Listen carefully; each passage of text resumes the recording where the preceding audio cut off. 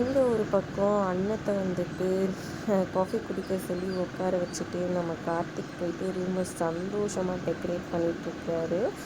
இதெல்லாம் பார்த்த ரம்யா செம்ம காண்டாயிடுறாங்க.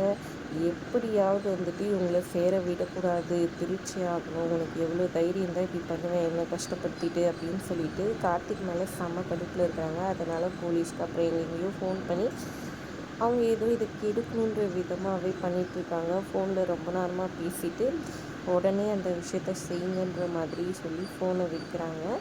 இங்கே கார்த்திக் சூப்பராக டெக்கரேஷன் பண்ணி முடிக்கிறாரு. அப்போ மனசுக்குள்ளே யோசிச்சுக்கிறாங்க ரம்யா, ஏண்டா கட்டில் கட்டி போடணும், நான் நினைக்கிறேன் உன்னை கட்டி போடுறதுக்கு ஆள் வராங்க இருடா அப்படின்ற மாதிரி மனசுக்குள்ளே வந்துட்டு சொல்லிக்கிட்டே வந்துட்டு ரூமில் போய் உட்காந்துக்கிறாங்க டென்ஷனாக.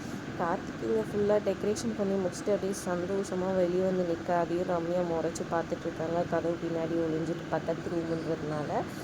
அப்புறம் நேராக போயிட்டு அண்ணத்தை கூட்டிகிட்டு வரலான்னு கார்த்திக் போக கரெக்டாக அண்ணமே நடந்து வந்துட்டுருக்காங்க. ஐயோ இவளே வராளே, இவளை அப்படியே எப்படியாவது நிப்பாட்டணுமேனு சொல்லிட்டு அவங்க போய்ட்டு ஒரு நிமிஷம் புளி முட்டை நில்லு, என்ன சின்னத்தா அப்படின்னு அவங்க கேட்குறாங்க. ஒரு நிமிஷம் இரு அப்படின்னு சொல்லிட்டு கர்ச்சீஃப் வச்சு அவங்க கண்ணை கட்ட பார்க்குறாங்க. ஒரு சர்ப்ரைஸ்ன்னு சொல்லிட்டு பொறுத்திருந்து பார்க்கலாம். அண்ணன் சர்ப்ரைஸ் ஆகுறாங்களா இல்லை கடுப்பாகிறாங்களா, அவங்களுக்கு எடுக்கிறதுக்காக என்னெல்லாம் ரம்யா பிளானை போட்டு வச்சுருக்காங்கன்றத பொறுத்திருந்து பார்க்கலாம். வீடியோ பிடிச்சிருந்தா லைக் பண்ணிக்கோங்க. தேங்க்ஸ் ஃபார் வாட்சிங்.